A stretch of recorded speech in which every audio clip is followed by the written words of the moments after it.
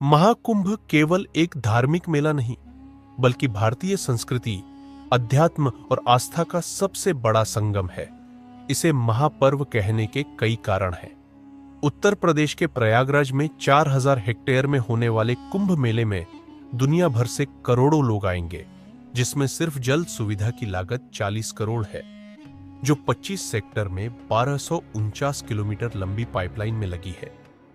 2013 में आयोजित महाकुंभ मेला अब तक का सबसे बड़ा धार्मिक आयोजन माना गया था, जिसमें करीब 12 करोड़ से अधिक श्रद्धालु शामिल हुए थे। लेकिन 144 साल बाद होने वाले इस महाकुंभ की भव्यता उससे भी कहीं अधिक होने वाली है।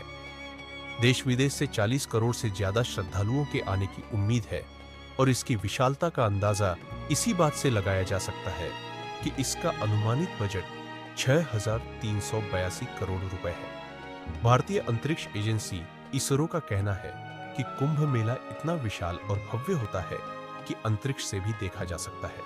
लेकिन आपके मन में यह सवाल जरूर उठता होगा कि यह इतना विशाल और प्राचीन आयोजन आखिर शुरू कहां से हुआ और इसके पीछे का इतिहास क्या है? क्या इसका उल्लेख भारतीय वेदों, पुराणों और धर्म ग्रंथों में मिलता है, या फिर इसके पीछे कोई और गहरी और रहस्यमय कहानी छिपी है? और सबसे रोचक बात यह है कि कुंभ के शाही स्नान का पहला अधिकार केवल नागा साधुओं को दिया जाता है, जबकि अन्य साधु संतों को उनके बाद स्नान करने का अवसर मिलता है। इस विशेष परंपरा के पीछे छिपा है एक अद्भुत इतिहास, जो नागा साधुओं को इतना विशिष्ट और सम्माननीय बनाता है। महाकुंभ का आयोजन प्रयागराज के त्रिवेणी संगम पर होता है, जहां गंगा, यमुना और सरस्वती नदियों का संगम माना जाता है। लेकिन यहां केवल गंगा और यमुना ही दिखाई देती है। तो आखिर कलयुग में सरस्वती नदी अदृश्य क्यों हो गई? क्या यह केवल एक धार्मिक मान्यता है, या इसके पीछे कोई गहराई से छिपा हुआ वैज्ञानिक रहस्य है? और प्रयागराज में स्थित अक्षयवट, जिसे अमर वृक्ष माना जाता है, जो सृष्टि के विकास और प्रलय का साक्षी रहा है, इसके पीछे का इतिहास और महत्व भी जानेंगे। 2025 के महाकुंभ में भारत के 13 प्रमुख अखाड़े हिस्सा लेने वाले हैं। जानेंगे कि अखाड़ों का इतिहास क्या है, उनका विशेष महत्व क्या है, और इस बार किन्नर अखाड़े को शामिल करने के पीछे की वजह क्या है।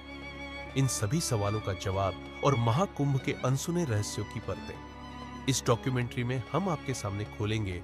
तो जुड़े रहिए हमारे साथ, क्योंकि यह केवल एक मेला नहीं, बल्कि है आस्था, इतिहास और संस्कृति का संगम। प्राचीन ग्रंथों में कुंभ मेले का स्पष्ट उल्लेख नहीं मिलता, फिर भी इसे भारत का सबसे बड़ा तीर्थ माना जाता है। यही नहीं, 2017 में इसे यूनेस्को ने मानवता की मूर्त सांस्कृतिक विरासत की सूची में भी शामिल किया, जो इसकी ऐतिहासिक और सांस्कृतिक महत्व को दर्शाता है। कुंभ संस्कृत का ऐसा शब्द है जिसका अर्थ होता है कलश या घड़ा। लेकिन सवाल उठता है कि अगर कुंभ केवल पानी का घड़ा है, तो यह इतना बड़ा और विश्वविख्यात त्योहार कैसे बना?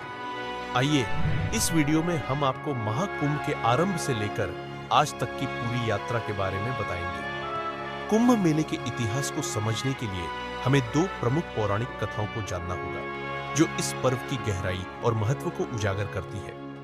महाकुंभ मेले की पहली कथा सर्पों और गरुड़ देव के बीच की है, जो अर्षि कश्यप और उनकी 2 पत्नियों कद्र और विंता से जुड़ी हुई है।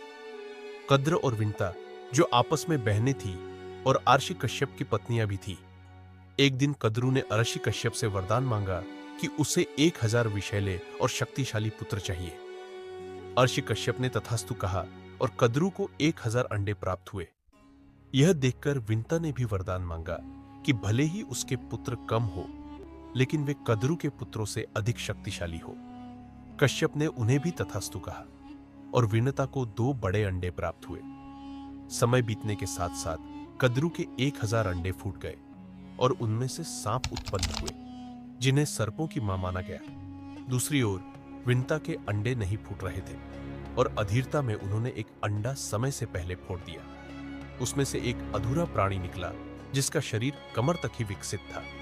वह गुस्से में बोला, मां, आपने मेरे साथ यह अन्याय किया, लेकिन कृपया दूसरे अंडे के साथ ऐसा मत कीजिएगा। वह प्राणी उड़ गया और उसका नाम अरुण रखा गया। आगे चलकर वह सूर्य देव का सारथी बना। एक दिन कद्रू और विंता ने सूर्यदेव के सफेद घोड़े को देखकर शर्त लगाई। विंता ने कहा कि यह घोड़ा पूरी तरह सफेद है, जबकि कद्रू ने कहा कि उसकी पूंछ काली है। यह शर्त प्रतिष्ठा पर आ गई और तय हुआ कि जो भी हार जाएगा उसे दासी बनना पड़ेगा। कद्रू ने अपने नाग पुत्रों से कहा कि वे सूक्ष्म रूप धारण कर घोड़े की पूंछ से चिपक जाए ताकि वह काली दिखाई दे। नागों ने ऐसा ही किया और कद्रू शर्त जीत गई। विंता को हार मानकर दासी बनना पड़ा। कुछ समय बाद विंता के दूसरे अंडे से एक शक्तिशाली प्राणी निकला, जिसका चेहरा गरुड़ पक्षी जैसा था और शरीर मनुष्य जैसा। उसका नाम गरुड़ रखा गया। जब गरुड़ ने देखा कि उसकी मां विनता कद्रू और उनके 1000 सर्प पुत्रों की दासी बन चुकी है, तो उसने अपनी मां को मुक्त कराने का संकल्प लिया। गरुड़ ने सर्पों से विनता को मुक्त करने का उपाय पूछा। सर्पों ने कहा, अगर तुम वैकुंठ से अमृत कलश लाकर हमें दे दो तो हम तुम्हारी मां को मुक्त कर देंगे। गरुड़ ने यह शर्त मान ली। वैकुंठ धाम पहुंचकर गरुड़ ने अमृत कलश प्राप्त किया। देवताओं ने उन्हें रोकने की कोशिश की, लेकिन गरुड़ अपनी अद्वितीय शक्ति के बल पर सफल रहे। विष्णु जी ने गरुड़ को रोका और उनसे पूछा, तुम इस कलश को क्यों ले जा रहे हो, जबकि इसे खुद ग्रहण नहीं कर रहे? गरुड़ ने अपनी मां को मुक्त कराने की व्यथा सुनाई। विष्णु जी ने गरुड़ से कहा, अगर मैं तुम्हें यह कलश ले जाने दूं, तो तुम हमेशा के लिए मेरे वाहन बनोगे। गरुड़ ने इस शर्त को स्वीकार कर लिया। गरुड़ ने अमृत कलश सर्पों के पास पहुंचाया, लेकिन विष्णु जी ने अपनी मायावी शक्ति से अमृत कलश को वहां से गायब कर दिया। गरुड़ ने अपनी मां को दास से मुक्त कराया। इस यात्रा के दौरान गरुड़ पर इंद्र ने कई बार हमला किया, लेकिन वे असफल रहे। अमृत कलश से अमृत की कुछ बूंदें हरिद्वार, प्रयागराज, उज्जैन और नासिक पर गिरी। यही कारण है कि इन 4 पवित्र स्थलों पर कुंभ मेले का आयोजन होता है। लेकिन आगे बढ़ने से पहले इस वीडियो को एक लाइक करके चैनल को सब्सक्राइब जरूर कर लीजिए, क्योंकि यह आपके लिए 1 सेकंड का काम है, लेकिन इससे हमारी काफी बड़ी मदद होती है। महाकुंभ से जुड़ी सबसे लोकप्रिय कथा है समुद्र मंथन की, जिसे देवताओं और असुरों के बीच हुआ एक महान प्रयास माना जाता है। विष्णु पुराण के अनुसार एक बार दुर्वासा आर्षि ने एक दिव्य माला बनाई और इसे देवराज इंद्र को भेंट किया, लेकिन इंद्र अपने अहंकार में डूबे हुए उस माला को अपने ऐरावत हाथी के मस्तक पर रख दिया। ऐरावत ने वह माला जमीन पर गिरा दी और अपने पैरों से कुचल डाला। महर्षि दुर्वासा ने इसे अपना अपमान समझा और क्रोधित होकर इंद्र को शाप दे दिया कि उनका वैभव नष्ट हो जाएगा और सभी देवता अपनी शक्तियां को खो देंगे। इस शाप के बाद देवता कमजोर हो गए और असुरों से पराजित हो गए। अपने वैभव और शक्तियों को पुनः प्राप्त करने के लिए ब्रह्मा जी ने देवताओं को सुझाव दिया कि वे असुरों के साथ मिलकर समुद्र मंथन करें। इस मंथन से अमृत निकलेगा, जिसे ग्रहण कर वे अमर हो जाएंगे। यह बात जब देवताओं ने असुरों के राजा बलि को बताई, तो वे भी समुद्र मंथन के लिए तैयार हो गए। वासुकी नाग की नीति बनाई गई और मंदराचल पर्वत की सहायता से समुद्र मंथन सावन के महीने में ही किया गया। अमृत का कुंभ यानी कलश मिलते ही असुरों और देवों में युद्ध हो गया। वामन पुराण के अनुसार आचार्य बृहस्पति ने इंद्र के पुत्र जयंत को संकेत दिया कि वह अमृत कुंभ लेकर भाग जाए। दैत्यों ने उसका पीछा 12 दिन तक किया, जो कि 12 वर्षों के बराबर था। युद्ध के समय अमृत कुंभ से त्रिलोक के 12 स्थानों पर अमृत की बूंदें गिरी। इनमें से 8 स्थान देवलोक में और 4 स्थान पृथ्वीलोक पर स्थित है। हरिद्वार, प्रयागराज, उज्जैन और नासिक, यही वह पवित्र स्थान है जहां अमृत की बूंदों के कारण कुंभ मेले का आयोजन शुरू हुआ।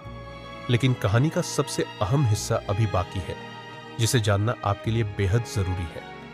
श्रीमद् भागवत पुराण के सागर 6 प्रसंग में कुंभ विवरण के अनुसार सागर के 14 रत्न निकले थे, जिनमें सबसे पहले हलाहल या कालकूट विष निकला। इस विष की ज्वाला इतनी तीव्र थी कि सभी देवता और दानव इससे जलने लगे थे। तब भगवान शिव ने देवता, दानव और समस्त सृष्टि की रक्षा के लिए इसे खुद पी लिया। विष की तीव्र जलन के कारण शिवजी का कंठ नीला पड़ गया, इसीलिए शिवजी का एक नाम नीलकंठ पड़ा। विष की ज्वाला को कम करने के लिए सभी देवताओं और दानवों ने शिवजी को शीतल जल चढ़ाया। इसके बाद उनके शरीर का ताप और जलन कम हुआ। यही कारण है कि सावन में शिवजी का जलाभिषेक किया जाता है। ऐसा कहा जाता है कि जब शिवजी ने समुद्र मंथन से निकले हलाहल विष को ग्रहण किया तो उसकी कुछ बूंदें धरती पर गिर गई। जिन घास की पत्तियों पर यह बूंदें गिरी उन्हें सांप ने चाट लिया, जिससे सांप की जीभ बीच से कट गई। वहीं कुछ विष की बूंदों को बिच्छू और अन्य विषैले जीवों ने भी ग्रहण कर लिया। इसी कारण यह जीव जहरीले हो गए। इसके बाद कामधेनु कल्प वृक्ष कौस्तुभम उच्च शवा अश्व ऐरावत गज रंभा अप्सरा सुरा लक्ष्मी चंद्रमा शारगम धनुष भगवान धनवंतरी 5 जन्य शंख और अमृत कुंभ निकला, जिसे विश्व मोहिनी बने भगवान विष्णु ने देवताओं को पिला दिया। इसकी बूंदें हरिद्वार की गंगा नदी, प्रयागराज के त्रिवेणी संगम, गंगा यमुना और सरस्वती उज्जैन की क्षिप्रा नदी और नासिक की गोदावरी नदी में गिरी। जहां अमृत की बूंदें गिरी वहां कुंभ मेले का आयोजन शुरू हुआ। प्रयागराज में जहां महाकुंभ का आयोजन होता है वहां गंगा और यमुना का संगम तो साफ देखा जा सकता है, लेकिन सरस्वती नदी दिखाई नहीं देती। फिर भी इसे त्रिवेणी संगम कहा जाता है। अब सवाल यह उठता है कि सरस्वती नदी अदृश्य क्यों हो गई? इसके पीछे की वजह जानने के लिए हमें इतिहास और पौराणिक कथाओं में झांकना होगा। महाभारत के शल्य पर्व में सरस्वती नाम से 7 नदियों का उल्लेख मिलता है। श्रीमद् भागवत पुराण में सरस्वती नदी के प्रवाह और उसके स्थानांतरण की एक रोचक कथा का वर्णन है।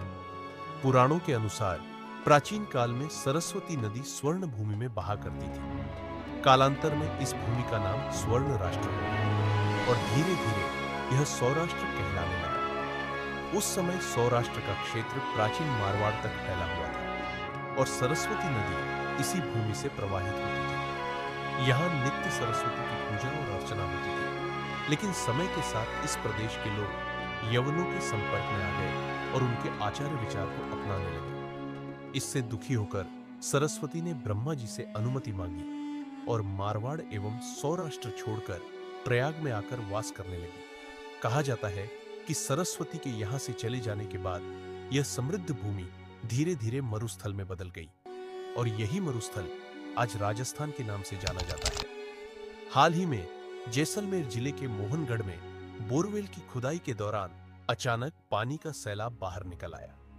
पानी का प्रेशर इतना ज्यादा था कि लोग इसे देखकर अचंभित रह गए। अब इस घटना को लेकर चर्चा तेज हो गई है। लोग पूछ रहे हैं कि क्या यह प्राचीन सरस्वती नदी का पानी है, क्योंकि इतिहास के अनुसार सरस्वती नदी जो लुप्त हो गई थी उसका रूट यहीं से होकर गुजरता था। आपको क्या लगता है, क्या यह सरस्वती नदी का प्रवाह हो सकता है? कमेंट में अपनी राय जरूर दें। ऋग्वेद में सरस्वती नदी को अनवकवती के रूप में वर्णित किया गया है। इसे समृद्धि और जल की देवी के रूप में पूजा जाता था। ऋग्वेद में बताया गया है कि सरस्वती नदी यमुना के पूर्व और सतलुज के पश्चिम में प्रवाहित होती थी। महाभारत में इस नदी को कई नामों से जाना गया है, जैसे प्लव वेद स्मृति और वेदवती तांडे और जमीनी ब्राह्मण के अनुसार सरस्वती नदी मरुस्थल में सूख गई थी। महाभारत के विवरणों में इसका विना नामक स्थान पर विलुप्त होने का वर्णन है। यही वह नदी थी जिसके किनारे ब्रह्मावर्त और कुरुक्षेत्र जैसे प्राचीन स्थल बसे हुए थे। महाभारत में यह भी उल्लेख मिलता है कि बलराम ने द्वारका से मथुरा तक की यात्रा सरस्वती नदी के माध्यम से की थी। इसके अलावा यादवों के पार्थिव अवशेषों को इसी नदी में प्रवाहित किया गया था। इन विवरणों से यह स्पष्ट होता है कि सरस्वती एक विशाल और महत्वपूर्ण नदी थी, जो न केवल धार्मिक और सांस्कृतिक महत्व रखती थी, बल्कि यातायात और परिवहन के लिए भी उपयोगी थी। वैदिक काल में एक और नदी का उल्लेख मिलता है जिसे दृशद्वती कहा जाता था। यह सरस्वती नदी की सहायक नदी थी और हरियाणा से होकर बहती थी। समय के साथ जब भीषण भूकंप आए और हरियाणा तथा राजस्थान की धरती के नीचे से पहाड़ ऊपर उठे तो नदियों का बहाव बदल गया। दृशद्वती नदी ने अपनी दिशा बदल ली और आज इसे यमुना नदी के नाम से जाना जाता है। यह सरस्वती नदी के साथ मिलकर बहने लगी और इसी कारण प्रयागराज में 3 नदियों के संगम को त्रिवेणी संगम कहा जाता है। महर्षि वेदव्यास ने इसे तीर्थराज प्रयाग का नाम दिया, जो गंगा यमुना और अदृश्य सरस्वती के संगम का पवित्र स्थल है। यह स्थान न केवल धार्मिक बल्कि ऐतिहासिक और सांस्कृतिक दृष्टि से भी अद्वितीय है। प्राचीन ग्रंथों में कुंभ का अर्थ केवल एक साधारण कलश है, लेकिन यही साधारण शब्द कैसे बन गया दुनिया का सबसे बड़ा धर्म और संस्कृति का अमर प्रतीक। आइए जानते हैं महाकुंभ के इतिहास से लेकर आज तक के अद्भुत सफर के बारे में। दोस्तों, अगर आपको महाकुंभ की यह वीडियो अच्छी लग रही है तो कृपया इसे एक लाइक अवश्य कर दें। आपका एक लाइक हमारी काफी मदद कर देता है। धन्यवाद। दरअसल कुंभ मेले का उल्लेख वैदिक ग्रंथों, सूत्र साहित्य, महाकाव्य, पुराण ग्रंथों, स्मृतियों या धर्मशास्त्रों में नहीं मिलता है। ऐतिहासिक किताबों में इसे माघ मेला या प्रयाग स्नान के नाम से जाना जाता है। कुंभ मेले में शाही स्नान का विशेष महत्व है।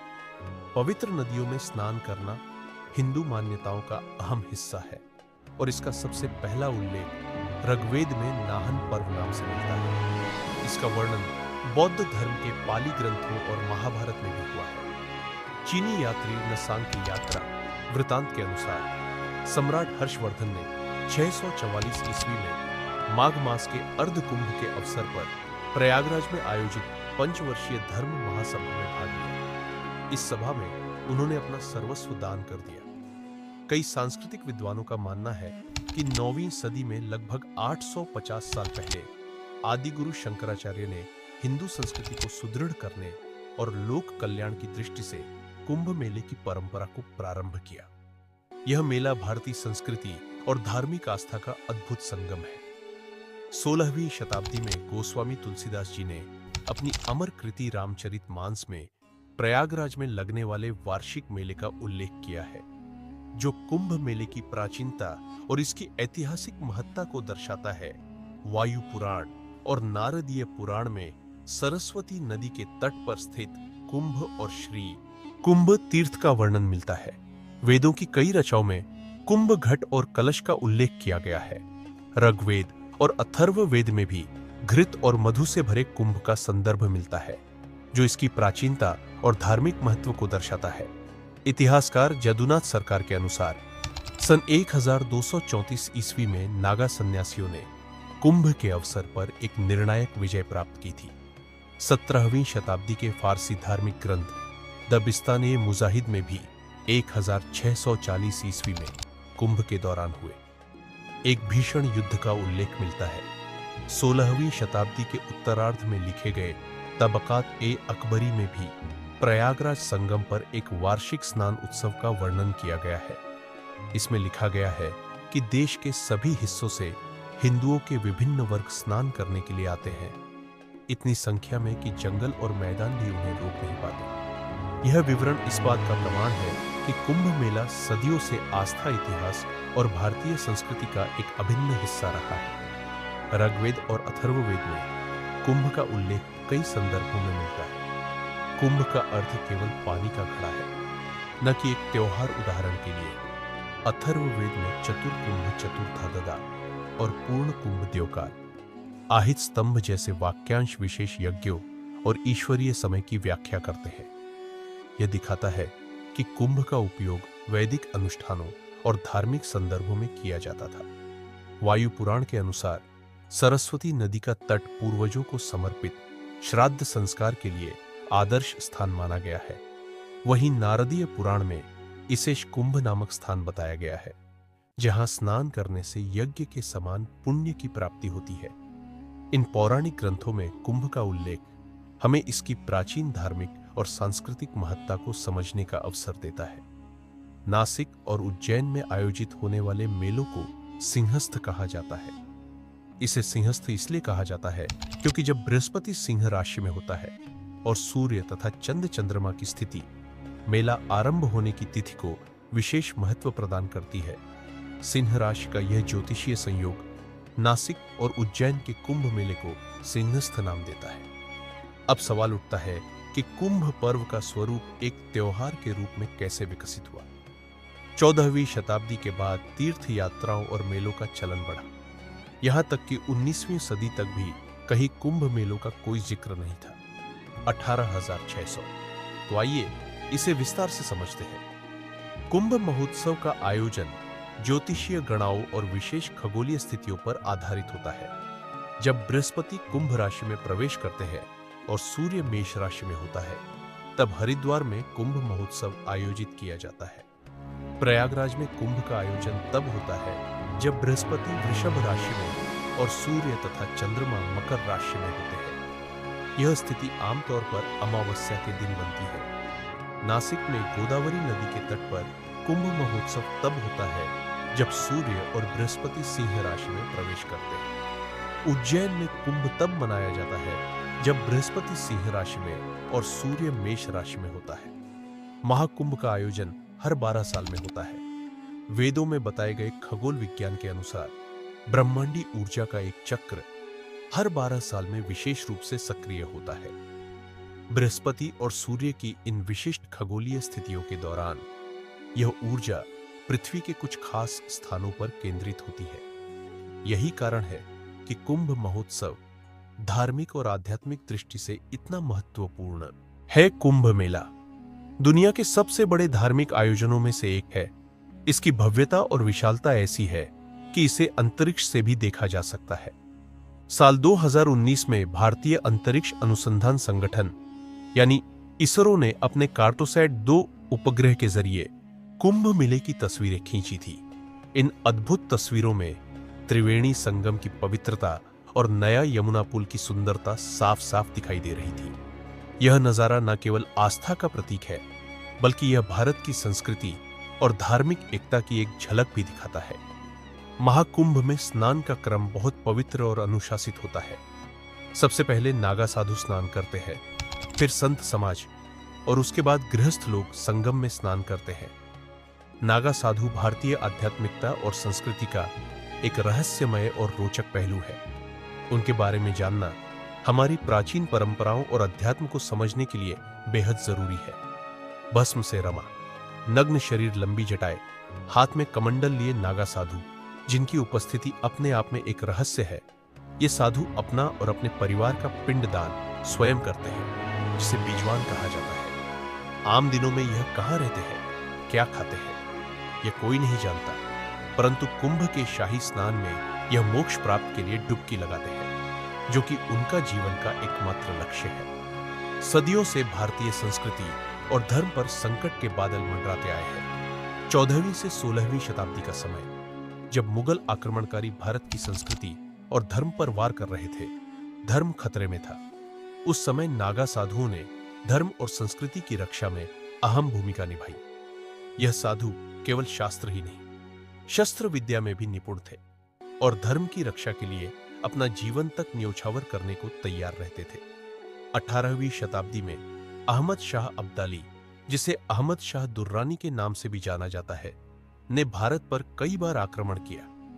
1748 में नादिर शाह की मृत्यु के बाद अफगानिस्तान का शासक बनने के साथ ही अब्दाली ने भारत को बार बार लूटा, लेकिन उसका सबसे बड़ा और क्रूर आक्रमण 1757 में हुआ, जब उसने दिल्ली पर कब्जा कर 1 महीने तक अराजकता और लूटपाट मचाई। इस आक्रमण का असर केवल दिल्ली तक सीमित नहीं रहा। मथुरा, वृंदावन और गोकुल जैसे पवित्र स्थलों को भी अब्दाली की क्रूरता का सामना करना पड़ा। उस समय नागा साधुओं ने न केवल इन स्थलों की रक्षा की, बल्कि धर्म और संस्कृति की जड़ों को भी सुदृढ़ बनाए रखा। कई बार विदेशी आक्रमण की स्थिति में स्थानीय राजा महाराजा नागा साधुओं से मदद लिया करते थे। इतिहास में ऐसे कई गौरवपूर्ण युद्धों का उल्लेख मिलता है, जिनमें 40,000 से ज्यादा नागा योद्धाओं ने अपनी वीरता का परिचय दिया। अहमद शाह अब्दाली द्वारा मथुरा और वृंदावन पर सेकंड आक्रमण के बाद जब गोकुल को लूटने की कोशिश की गई, तब नागा साधुओं ने अपनी अदम्य शक्ति और साहस दिखाते हुए अब्दाली की सेना से युद्ध किया और गोकुल की रक्षा की। इस सहयोग को सम्मान देने के लिए हिंदू शासकों और नागा साधुओं के बीच एक समझौता हुआ। धर्म और राष्ट्र की रक्षा की जिम्मेदारी नागा साधुओं को सौंपी गई। इस समझौते के तहत नागा साधुओं को राजसी सम्मान देने के लिए शाही स्नान की परंपरा शुरू की गई। तब से कुंभ के पवित्र स्नान का पहला अधिकार हमेशा नागा साधुओं को दिया गया है। हालांकि हर परंपरा की तरह यह परंपरा भी विवादों से अछूती नहीं रही। 1310 में महानिर्वाणी अखाड़े और रामानंद वैष्णव अखाड़े के बीच एक खूनी संघर्ष हुआ।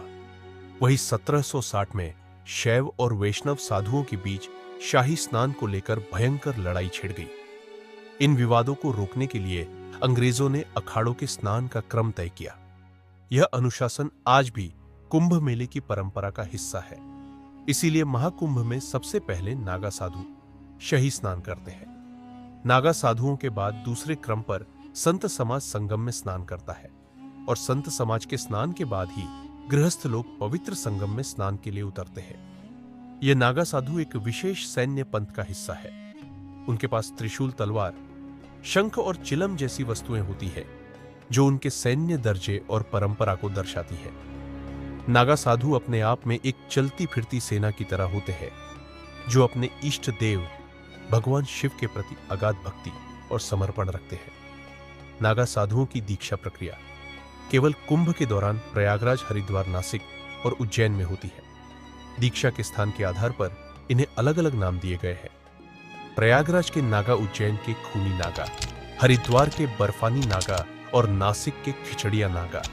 ऐसा माना जाता है कि नागा जनजाति की शुरुआत भारत के उत्तर पूर्वी राज्य नागालैंड से हुई, जहां नंगा पर्वत श्रेणियां फैली हुई है। नागा शब्द का अर्थ है पहाड़ और कछारी भाषा में इसे युवा बहादुर लड़ाकू व्यय कहा गया है।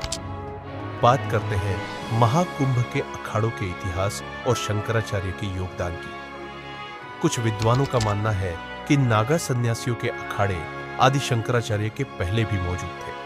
हालांकि उस समय इन्हें अखाड़ा नहीं कहा जाता था, इन्हें बेड़ा या साधुओं का जत्था कहा जाता था। अखाड़ा शब्द का चलन मुगल काल से शुरू हुआ और तभी से इसे एक संगठित समुदाय के रूप में पहचान मिली।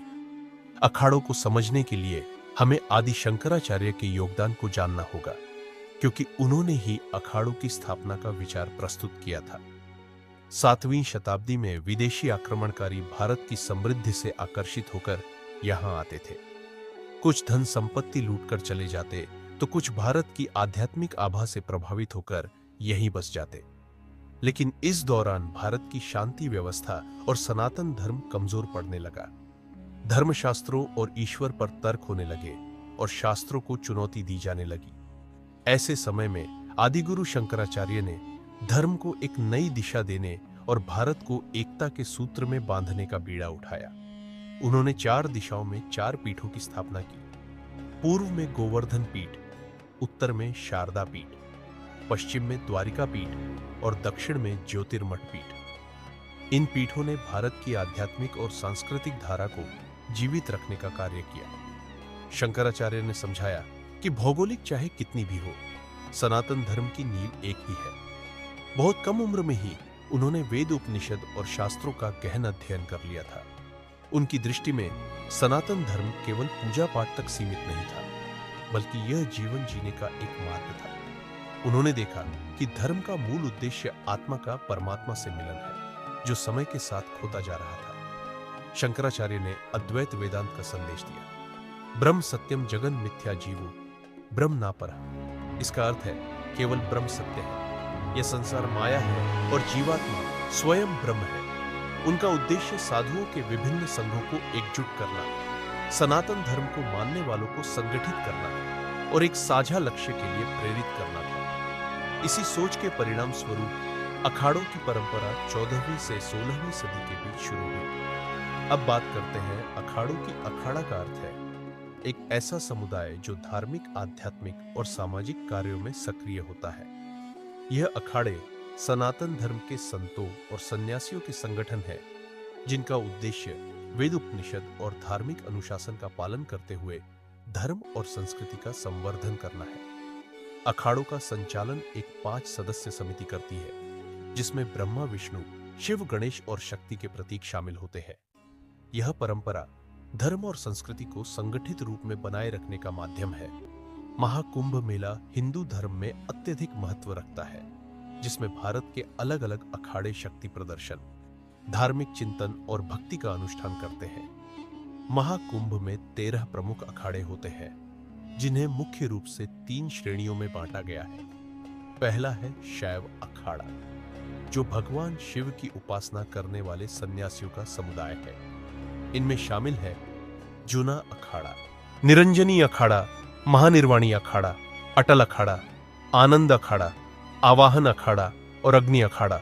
दूसरा है वैष्णव अखाड़ा, जो भगवान विष्णु और उनके अवतारों की आराधना करते हैं। इनमें 3 अखाड़े आते हैं, निर्वाणी अखाड़ा, दिगंबर अखाड़ा और निर्मोही अखाड़ा। तीसरा है उदासीन अखाड़ा, जो निर्गुण भक्ति और वेदांत के अध्ययन में लीन रहते हैं। इसमें शामिल है उदासीन अखाड़ा और निर्मल अखाड़ा। ये अखाड़े भारतीय आध्यात्मिकता और संत परंपरा के गहरे प्रतीक हैं और महाकुंभ को एक विशेष आध्यात्मिक अनुभव बनाते हैं। आज के समय में भारत का सबसे बड़ा अखाड़ा जूना अखाड़ा है, जिसके बाद निरंजनी और महानिर्वाणी अखाड़े का स्थान आता है। इन अखाड़ों की उपस्थिति कुंभ मेले में विशेष रूप से आकर्षण का केंद्र होती है। हर साल यह अखाड़े अपनी भव्य पेशवाई में भाग लेते हैं। इस जुलूस में आचार्य महामंडलेश्वर और महंत रथों पर सवार होते हैं, जबकि नागा साधु अपने घोड़ों पर चलते हुए शक्ति और परंपरा का प्रदर्शन करते हैं।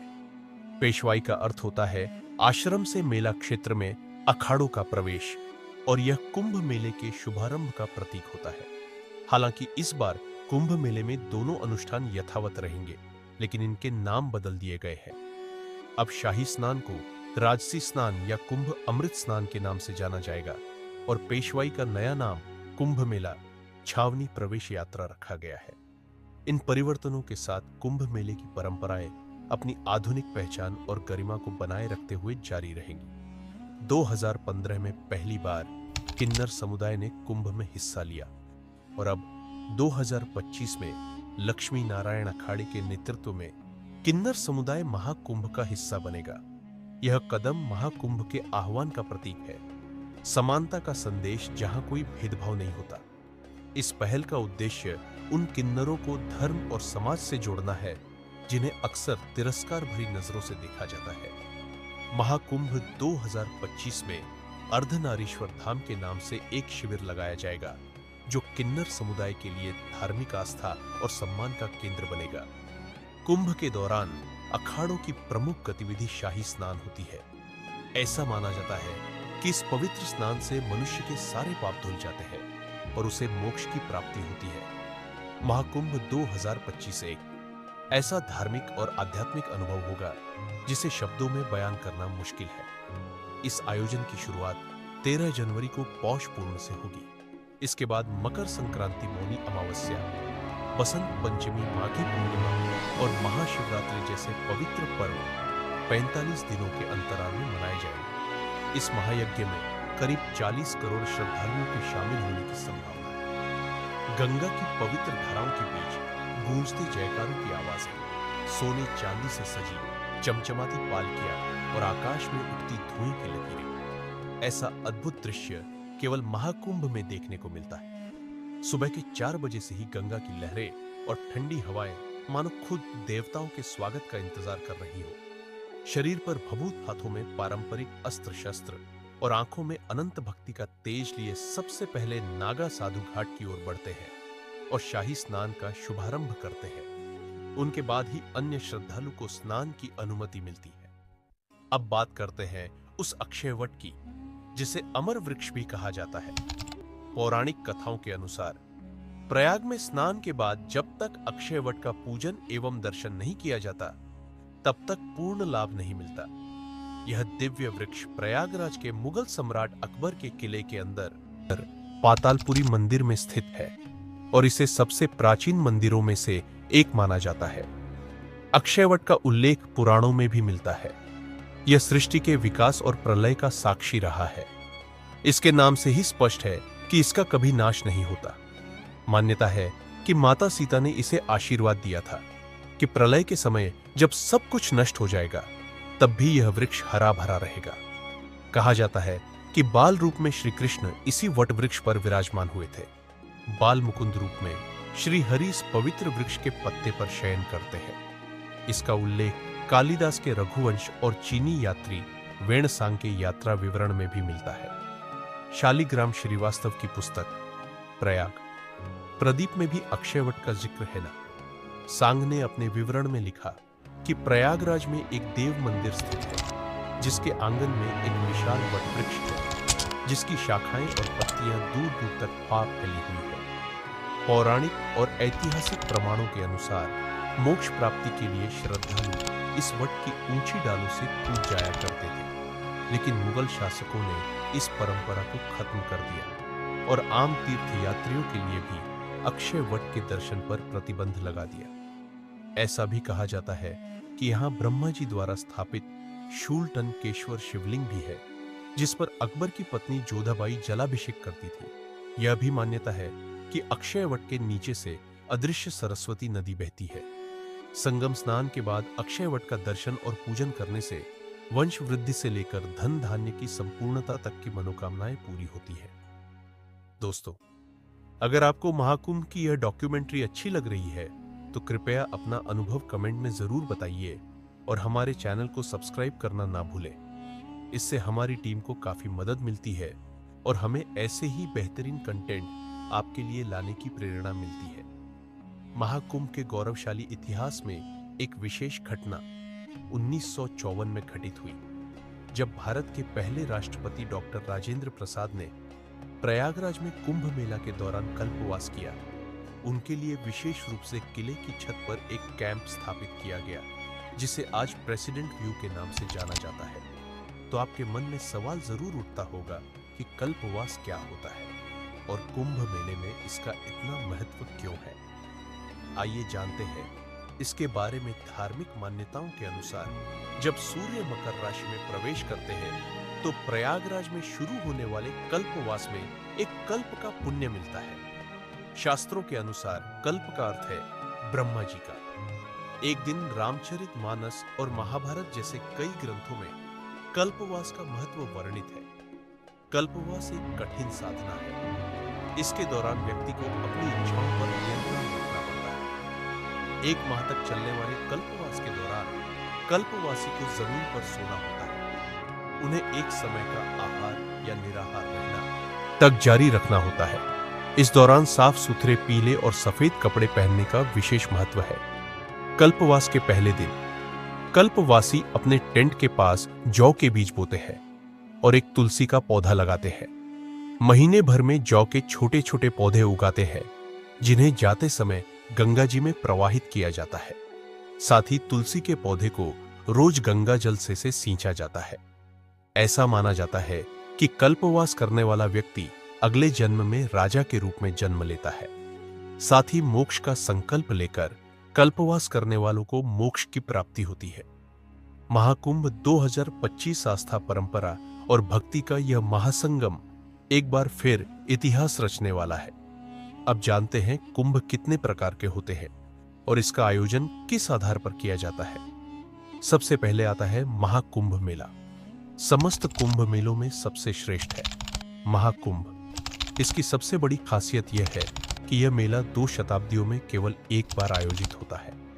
महाकुंभ का आयोजन 144 वर्षों बाद प्रयागराज में किया जाता है, जब प्रयाग की पावन धरती पर 12 पूर्ण कुंभ पूरे हो जाते हैं।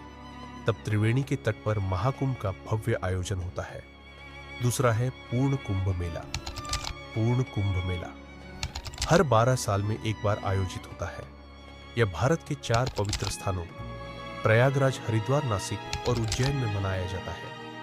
हर 12 साल के अंतराल पर इन चारों स्थलों पर कुंभ मेले का आयोजन किया जाता है, जहां श्रद्धालु पवित्र नदियों में स्नान करते हैं। तीसरा है अर्ध कुंभ मेला।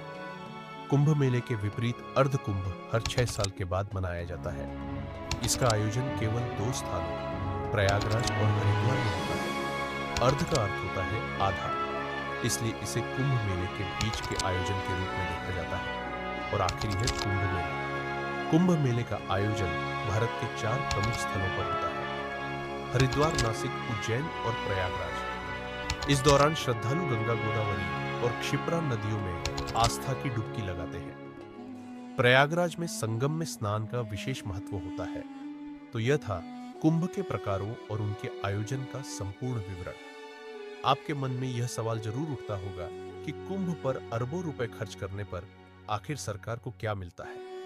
आइए जानते हैं कि महाकुंभ 19,826 तक सरकार ने कितना बजट खर्च किया और इससे सरकार को कितनी आय हुई। साल 18,828 खर्च किए गए थे। इसकी तुलना में मेले से कुल 9,90,840 की आमदनी हुई थी। जिसे राजकोष में जमा कराया गया। इस तरह सरकार को कुंभ से 9,612 का लाभ हुआ। उस समय मौनी अमावस्या पर करीब 8 लाख श्रद्धालुओं ने स्नान किया था, जबकि भारत की कुल आबादी 22 करोड़ 50 लाख थी। 99 के कुंभ में भारत की जनसंख्या बढ़कर 23 करोड़ हो गई और इस आयोजन में करीब 10 लाख श्रद्धालुओं ने हिस्सा लिया। इस पर 9,427 खर्च हुए थे, जो आज के हिसाब से लगभग 10 करोड़ 5 लाख रुपए होते हैं। 1906 में कुंभ मेले में 25 लाख लोगों ने भाग लिया। इस आयोजन पर करीब 187 हज खर्च हुए, जो आज के मूल्य के अनुसार लगभग 13 करोड़ रुपए होते हैं। 1918 के महाकुंभ में संगम में डुबकी लगाने वाले श्रद्धालुओं की संख्या और बढ़कर 30 लाख हो गई। इस बार श्रद्धालुओं के लिए 137,000 का बजट निर्धारित किया गया था, जो आज के हिसाब से लगभग 16 करोड़ रुपए होते हैं, 44 लाख रुपए होते हैं। उत्तर प्रदेश सरकार ने महाकुंभ 2022 के आयोजन के लिए 543 करोड़ 68 लाख रुपए का विशाल बजट निर्धारित किया है। ये 2019 में हुए कुंभ मेले के 4,200 करोड़ रुपए के बजट से कहीं अधिक।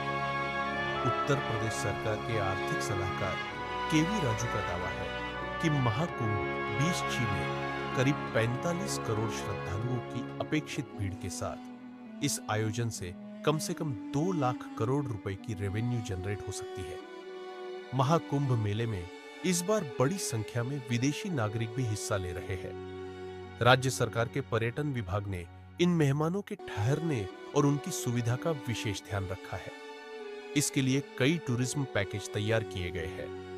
इनसे यह साफ पता चलता है कि समय के साथ न केवल श्रद्धालुओं की संख्या में बढ़ोतरी हुई है, बल्कि आयोजन का बजट, आमदनी और व्यवस्थाओं का स्तर भी लगातार बढ़ता गया है। 13 जनवरी से शुरू होने वाला महाकुंभ 26 फरवरी तक यानी 45 दिनों के लिए रहेगा। इससे आप अंदाजा लगा सकते हैं कि यह विश्व स्तर का एक विशाल आयोजन है। अगर आपको हिंदुस्तान में रहने का सौभाग्य मिला है, तो आपको इस महाकुंभ में एक बार जरूर जाना चाहिए। यहाँ आपको एक अलग ही दिव्य ऊर्जा महसूस होगी। इतनी ठंड और भीड़ में भी त्रिवेणी संगम पर शाही स्नान करने के लिए लोग संकोच नहीं करते। यहाँ की पॉजिटिव एनर्जी विदेश से आए लोगों ने भी महसूस की है, इसीलिए वे बार बार महाकुंभ में आना चाहते हैं। अगर यह वीडियो देखकर आपको कुछ नया जानने को मिला हो या हमारी वीडियो अच्छी लगी हो, तो इसे जरूर लाइक करें और अपने दोस्तों और परिवार के साथ शेयर करें। और हाँ, चैनल को सब्सक्राइब करना मत भूलिए, क्योंकि अगली वीडियो इससे भी खास है। मिलते हैं एक नई डॉक्यूमेंट्री के साथ। कमेंट्स में कहें हर हर महादेव।